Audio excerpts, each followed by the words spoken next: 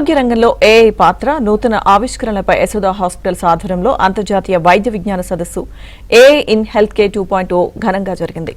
Pouring precision and పర్సనలైజింగ్ care అనే ప్రధాన అంశంపై 2 రోజుల పాటు జరిగే ఈ సదస్సును మంత్రి Sridhar Babu, Yashoda hospitals managing director doctor GS Rao కలిసి ప్రారంభించారు.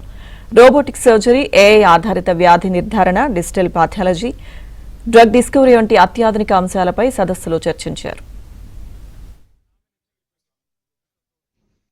కాన్ఫరెన్స్ యశోదా హాస్పిటల్స్ హైటెక్ లో జరుగుతా ఉంది. సో ఏఐ హెల్త్ కేర్ 2.0 పోయిన సంవత్సరం కూడా ఇక్కడ చేయడం జరిగింది. ఈసారి ఇది 2nd ఎడిషన్ జరుగుతా ఉంది.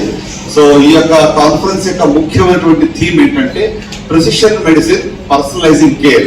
అంటే ప్రతి ఒక్కరు కూడా ఒక ప్రత్యేకమైనటువంటి జనరల్ ట్రీట్మెంట్ కాకుండా మరి పర్సనలైజ్ కేర్ ఇవ్వాలనే ఉద్దేశంతో కాన్ఫరెన్స్ ని ఏర్పాటు చేయడం జరిగింది. దీనికి మరి అనేక దేశాల నుంచి అతిథులు మన మధ్యలోకి వచ్చి ఉన్నారు.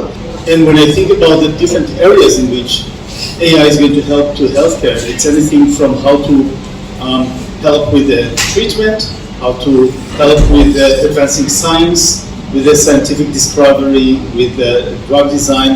But importantly, in all these areas, I think about AI as an amplifier of human ingenuity.